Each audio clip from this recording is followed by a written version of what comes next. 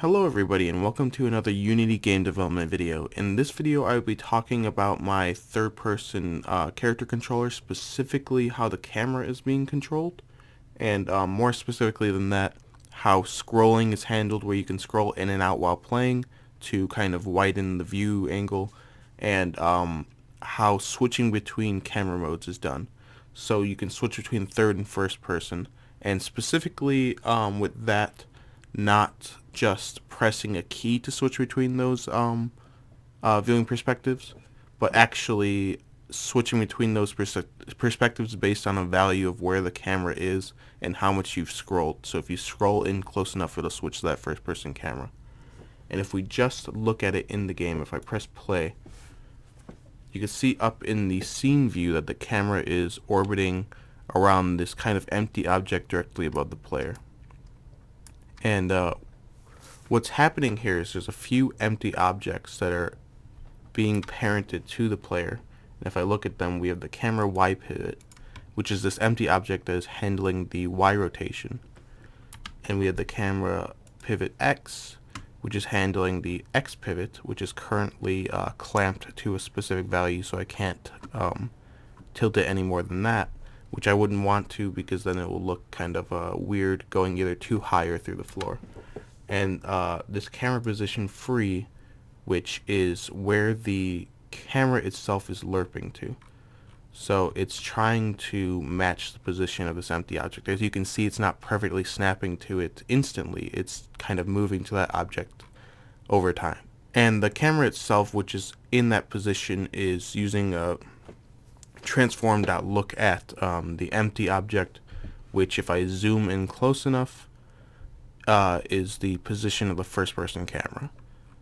So the camera is moving on kind of a local transform parent of that empty object, that cam pivot X. So it's pretty much matching the position of cam pivot X with an offset that's kind of scrolling it in and out from that position. And when it gets close enough, it just transitions into the first person camera. If we look at the actual script on the player character, the first thing that is being listed is this enum here called current view mode. And that's grabbing from a list of enums called view mode. And honestly, this could be used as just a bool. I could put either is first person or is not first person. That would handle both first person and third person view, since we only have two values. We have a binary value here. But I have it set as an enum just in case I want to add a third or fourth or any amount of different view modes into here. Maybe I want something orthographic or an overhead view. So those are still there for me to be able to add on to. And the logic isn't in place for that, but it's kind of built into Unity, where you could just keep iterating on that array that's built into the enum that you've established. And I could put in the logic for the rest of those different view modes. But right now we're working with first person and third person. I believe if I just click third person right now, it'll switch into third person, or by default it's first person when it starts, it switches to third person based on these values down here. If I believe that it's running every frame, so even if I switch to first person while it's in third person during this view mode, it'll reference these distance values and it'll switch back, just because of the logic that's in place with the code. So if I click off of that, we have this head position. That's just the first person camera position right there, and that location is being determined by this Y offset that's down here. So it's actually being placed at the position of the player for the X and Z values, but it is the Y value plus that offset. So if we press play and we look at the head position, it's actually slightly above it. Where is it? Head position. And if I go to the player here and I change the Y offset, it's much higher up. So if I look out now, there's the Y position. And though it's clamped, if my viewing angle wasn't clamped, I could actually play like this, which would be kind of silly. But if I go back to the player character, and if we go to this camera distance value right here, what's happening is this value isn't a real distance value that's being calculated using like a vector3.distance function. What's actually happening is that this is just a value that's being used to iterate on the distance of the camera, and this is just a value within a range that's established by these minimum cam distance and this maximum cam distance values. So this camera distance value is always going to be in between those because it's clamped, and the logic prohibits it from iterating past those. So once it reaches either the minimum camera distance or the maximum camera distance, it won't add the scroll speed of 0.5 onto it. So what's happening is if I scroll in or out, if I scroll in, it's going to add the scroll speed onto the current camera distance, and if I scroll back, it's going to subtract the scroll speed from the camera distance. And that camera distance value is always constrained between those two values. And once it reaches the minimum camera distance, it snaps to that first person view. If you look up at the current view mode enum, it's switching to that when I get close enough. It's in third person, and when the value reaches 2.5, it snaps to the first person. It actually doesn't do it straight when you get to the negative 2.5. What's happening is it's detecting if there is further positive scrolling going on while you're at that minimum camera distance, and then it switches to it. But it's so sensitive that it's just detecting when I reach 2.5. If we look over here, that scroll speed can be adjusted, so if I want to more quickly iterate through this range, I can set it to 1.5, and it'll much more quickly zoom in and out, and it's harder to control. That minimum camera distance I can change to like 0. Now if I scroll, I have to scroll all the way into the ball for it to do that first person view. It just makes more sense to have that view not be 0, because you want to not have your camera pretty much on the forehead of your character or anything like that. If I sound boogery, it's because I am. I'm still sick from that last video from like a week ago, so I'm very boogery right now. We've explained the cam pivot X object and the cam pivot Y object. That cam free position I believe we looked at. That is the position here that's being lerped along the location of that that z-axis of that local z-axis of the first person camera position. So it's just like moving it along a line or like a rail on that position. This lerp speed is what's handling how quickly the camera is lerping to its desired position, that cam free position. That's how quickly it's lerping there. And this where is it, offset lerping speed, I just lost track of it. There it is. Or not the offset, obstruction. Camera lerp speed obstruction is how quickly it is going to lerp into place when it encounters an obstruction, which is something that I showed in a different video. So here's the clamps that handle the angles. We're not going to go over that because that's not what this video is about. But if I go into the script to further explain this, it'll make a little more sense on how the camera is moving based on the location of that first person area. First I'm going to go over the view mode. We have this private view mode here, and this extra little what's it called, variable right here called public static view mode access CVM. That's the current view mode, and I'm just accessing it, and that's so I can access it from different scripts. And I can access it in here if I have the access, if I just find it. Here it is. If player look.access CVM equals player look.view mode.third person, then it's handling the movement script a little differently. Because when you're in third person, you want it to move based on where the camera is, not like tank controls. You want it to work differently. It's very similar when it's in first person, but it's just a little different.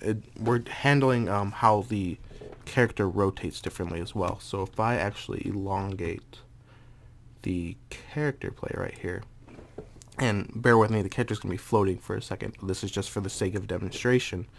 The way I have it is that the character is facing the direction that I'm moving. So even though my camera is pointing forwards, the character is changing its direction based on its movement vector.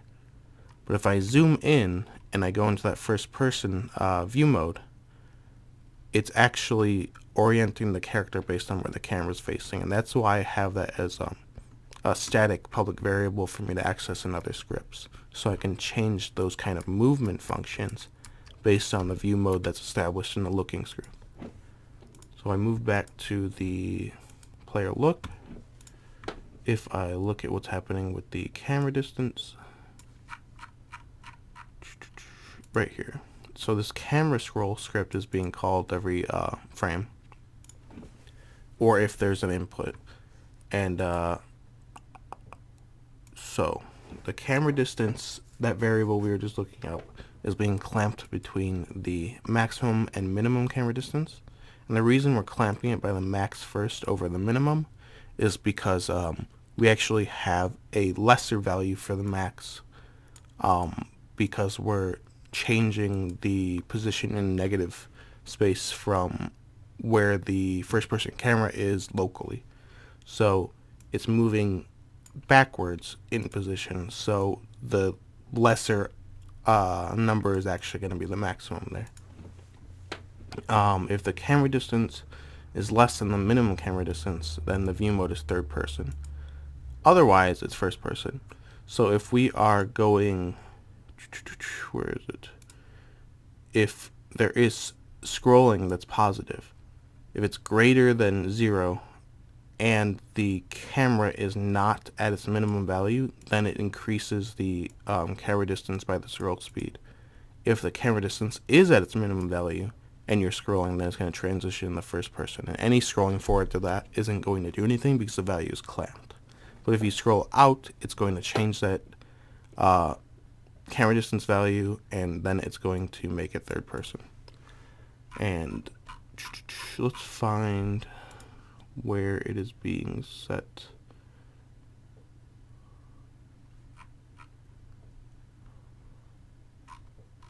If we take that camera distance variable, we can find out where the object is being moved along there. So cam position free.transform.local position. That camera position free is where the camera is trying to lerp to when it's in third person. Its position is being set to the local position of itself on the X and the Z, or X and the Y axis. Those aren't being edited, but the Z axis is actually just the camera distance. So that object in the local position is sitting exactly where it is, but as it's tilting, the local position isn't doing it globally. So when I edit the Z axis, it's just moving it based on the rotation, and it's actually sliding it back and forth away from the first person camera position. So it works really, really well. I haven't run into any issues with it. If you're interested in any of this clamping stuff with any of the pivots, just check out someone on YouTube called Acacia Developer. A lot of the stuff in it I don't really like because I don't think they explain everything very well. But I was able to discern what they're talking about in it, and you should be able to understand it as well. So if you want to learn more about that, check out Acacia Developer. That's probably the best video that I've found so far. Just look them up. And first person camera, a lot of it can be kind of used for the third person camera, except for a lot of the parenting stuff that I've done, where I have the X and the Y pivot as objects that are parented to each other. I need to do that because I was running into a lot of like gimbal lock issues and kind of inherited rotation, where I would rotate the camera on the X-axis and the Y-axis, and the Y-axis rotation would inherit some of the rotation from the X-axis, and it would kind of get stuck on this slight tilt that would magnify with every single rotation. And I don't know if that makes any sense to you, but it was a big issue.